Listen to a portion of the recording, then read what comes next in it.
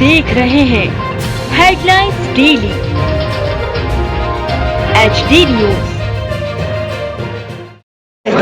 मैं हूं सोनू सूद और आप देख रहे हैं HD न्यूज। हाय, मैं हूं दीपिका सिंह और आप देख रहे हैं HD न्यूज। हाय, मैं हूं बिंदु दारा सिंह और आप देख रहे हैं HD न्यूज।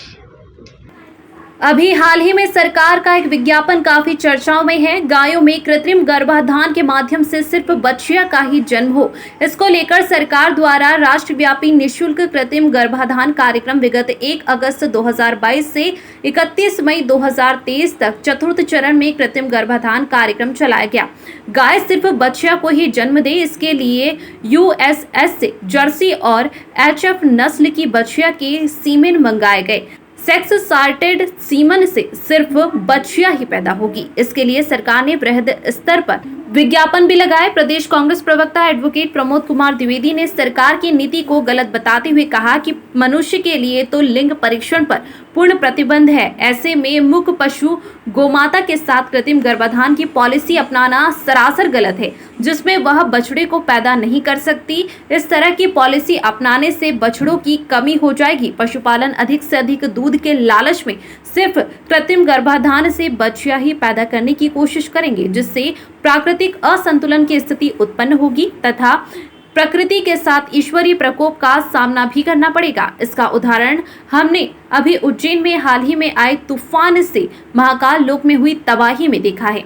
श्री द्विवेदी ने कहा कि प्रदेश में गोमाता की स्थिति खराब है। प्रति गाय मात्र 20 रुपए के आहार की आवश्यकता होती है, किंतु सरकार उसकी पूर्ति ढंग से नहीं कर पा रही है। सरकार गौशाला में गायों के लिए पर्याप्त घास तक की व्यवस्था नहीं कर पा रही है, जबकि व्यर्थ के विज्ञापनों पर करोड़ों रुपए खर्च कर रही है। एडवोकेट सरकार की नीति पर सवालिया निशान उठाते हुए इंदौर के पंचकुइया राम मंदिर स्थित गौशाला में अनूठा विरोध प्रदर्शन करते हुए आम जनता के साथ गौशाला में निःशुल्क घास की सेवा की। व्यापी निःशुल्क कृत्रिम गर्भाधान मोदी जी का एक विशेष प्रोग्राम चला, जिसका आज समापन है चौथे चरण का। इसमें आप नीचे की तरफ जाएंगे, सेक्स सॉर्टेड सीमेन अपनाएं, मतलब एक ये इंजेक्शन है, इसको आप अपनाएंगे, गौ माता को लगाएंगे, कृत्रिम गर्भाधान होगा। इस कृत्रिम गर्भाधान में 95% बच्चियाँ ही बच्चियाँ पैदा होंगी। क्या है ये? मोदी जी और शिवराज जी, आप प्रकृति के साथ खिलवाड़ कर रहे हैं। अब मूक पशु जो बोल नहीं सकता, जो धर्मशास्त्र में पूजनीय है, आप धर्म के बड़े बड़े ज्ञाता बनते हैं और यह हालत कर रखी है आपने। केड़े नहीं होंगे तो नंदी बाबा कहाँ से आएंगे? और नंदी बाबा को रोक रहे हो, इसीलिए महाकाल बाबा ने अपना कुपित रूप दिखाया है। अभी तो टेलर है, पिक्चर बाकी है। बेल नहीं होगा तो पशुधन के रूप में हम कृषि उत्पादन कैसे करेंगे?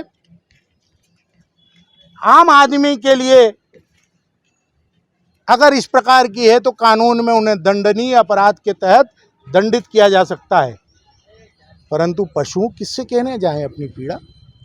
साथ ही साथ आपने कहा कि आपने 405 कृत्रिम चलित पशु चिकित्सालय वाहनों के रूप में दिए हैं।